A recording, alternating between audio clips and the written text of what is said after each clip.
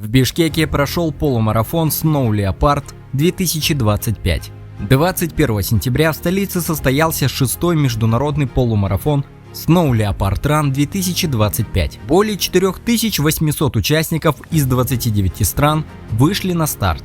Организатором выступила команда Nomad Sport при поддержке мэрии и партнеров. Мероприятие «Забег снежного барса» Бишкек Snow Leopard Run проводится 6-й год. Вообще цель данного марафона, данного забега – это развитие массового спорта в Кыргызстане. Ну и, конечно же, это его благотворительная часть.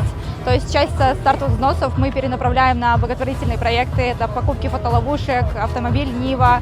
В прошлом году мы купили экипировки для егерей. В этом году планируем купить подзорную трубу для исследователей наших. На дистанции 21,1 километра победили Дастан Маратулу и Джаркынай Тойчубаева. На дистанции в 14 километров первыми стали Теликджан Джекшеналиев Улу и Анна Коробовцева. На 5 километрах Самат Казакбаев и София Мишина.